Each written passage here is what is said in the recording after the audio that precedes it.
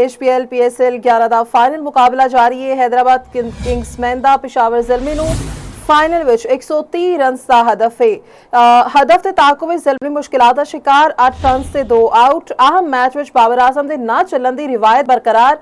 0 ते आउट साइम अयूब तो इलावा कोई खिडारी खातिर खा कारकरदगी ना विखा सकिया। बिल्कुल पिशावर ज़ल्मी के 28 रन से 2 आउट हो चुके ने। आम खबर पर नासिर उधर से चलिए HBL PSL 11 का फाइनल मुकाबला चौधरी हैदराबाद किंग्समैन का पिशावर ज़ल्मी 130 रन का हदफ। बाबर आजम अपनी रिवायत बरकरार रखते हुए 0 ते ही चलते बने। हदफ के ताकुब हैदराबाद किंग्समैन 129 रन से ही ढेर हो गई। बिल्कुल इस हवाले नाल गल करने नुमाइंदा चौपाल मुफाज करीम के नाल। जी मुफाज, स्पोर्ट्स तजियाकार मुफाज करीम साडे नाल मौजूद ने। इस वेले पिशावर ज़ल्मी ते हैदराबाद किंग्समैन का मुकाबला है। पिशावर ज़ल्मी 130 रन का हदफ है। की वेख रहे जे पिशावर ज़ल्मी हदफ नूं अचीव करने में कामयाब हो जाएगी? घट तो घट 200 स्कोर होना चाहिए, कोई इन्नी मुश्किल नहीं थी। लेकिन फिर हैदराबाद किंग्समैन की बैटिंग लाइन एक लिहाज से फ्लॉप हो गई। सिर्फ अभी साइम अयूब की गल करिए, हाफ सेंचुरी उन्होंने स्कोर की थी, लेकिन जिन्होंने कैप्टन मानस लबुशन भी सी उन्होंने थोड़ी बहुत ट्रेंड दिखाई है। 20 रन की फिर आउट हो गए। उस्मान खान भी बल्ला नहीं चला सके। तवक्कुआत सी कि शायद वो भी जिवें पिछले मैच चले थे कि परफॉर्मेंस देंगे।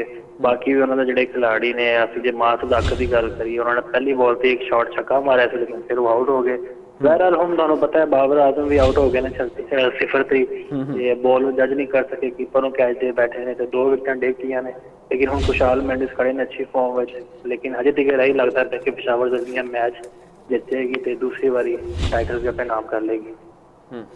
जी मुफाज, PSL 11 का फाइनल चल रहा है कदाफी स्टेडियम विच। वड्डा मैच सी, बाबर आजम ने अपनी रिवायत नहीं तोड़ी, फिर 0 ते आउट हो गए ने। इस बारे तुसी की कहोगे? जो परफॉर्म करने का टाइम आता है उदों बाबर आजम नहीं चल सकते टीम दे विच, की कहोगे तुसी इस बारे?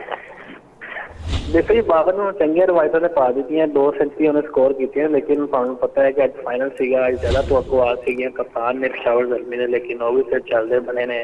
लेकिन हुण उन्होंने पता है 2 विकेट डिग गए ने। खुशहाल मेंडिस अच्छे प्लेयर ने ते बैकअप प्लान उन्होंने को मौजूद है।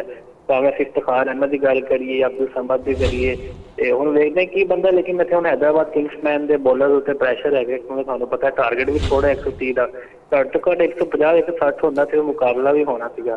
लेकिन बाबर ने मायूस किया अपने फैंस को, क्योंकि तुहानू पता है गल स्टेडियम में हर कोई बाबर को वेखण आया सीगा। क्योंकि एक तुहानू पता है ब्रांड है, जिवें शॉटां खेलदा है, कवर ट्रैक्स खेलदा है। बहरहाल अज उहदा बल्ला नहीं चला, लेकिन उहदी टीम अज अच्छी फॉर्म में हैगी ते टारगेट लगता है वो चेस कर लेंगे। बहरहाल देखते हैं हैदराबाद किंग्समैन के बॉलर यूटिलाइज करते। जी मुफाज, बाकी मैचेस से असीं गल छड्ड ही दईए, लेकिन PSL 11 विच भी वेखिया जाए तो पिशावर ज़ल्मी विच बाबर आजम ने बहुत अहम किरदार अदा किया है बाकी मैचेस की निस्बत। लेकिन अज वड्डा मैच सी, लेकिन फिर नहीं चल सके। की तुहानू लगता है कि पिशावर ज़ल्मी इस हदफ नूं अचीव कर पाएगी? देखो जो मैं गल की है ना, वड्डा अचीव करना चाहिए, क्योंकि जो एक्स्ट्रा ऑर्डनरी बॉलिंग ना करी हैदराबाद किंग्समैन ने, अपनी लाइन तक ख्याल नहीं रखा तो डेफिनेटली जो टारगेट चेस कर लेंगे। लेकिन 2 विकेट डिग के ना लगता तीसरा भी आउट होने लगे, तो इस तरह विकेट डिगती रही फिर मुश्किलात हो जाएंगे। लेकिन जिवें मैं दस्सिया मेरे को ना बैकअप प्लान अच्छा है। चाचू इफ्तिखार अहमद जिसकी गल करिए, तुहानू पता है उन्होंने एज इवें दी सब मजाक छेड़ते रहे। चाचा कह के Abdul Samad power hitter batter ने, ट्राई कैंप का एक तुहानू पता सम्राट ने। वेखते हैं अर्ली विकेट से लभ गया 10 ओवर कोई 3-4 और डिगियां, फिर कोई मुश्किलात हो सकती हैं। लेकिन वरना फिर कंफर्टेबली पिशावर ज़ल्मी की टीम लग रहा है कि पिच ने भी लीड कर ली है। तो ऐसे मैच अंदाज उन्होंने परफॉर्म किया है, नाकाबिल शिकस्त हार रहे हैं, सिर्फ एक मैच ही हारे ने। बाबर आजम की 2 सेंचुरी है, लेकिन अज उस अंदाज नहीं खेल सके। बहरहाल मैच है, आखिरी बॉल तक तुझे याद होगा सलाम बॉय यूनाइटेड किस तरह हराया हुनैन शाह ने, आखिरी ओवर से पूरा गेम ही चेंज करती। लेकिन आज वो एक्स्ट्रा ऑर्डनरी जो बॉलिंग कर गए फिर कुछ हो सकता है। लेकिन अजे 70-30% ही है, क्योंकि पिशावर जिस अंदाज में खेल रही है लगता है कि वो जीत जाएंगे।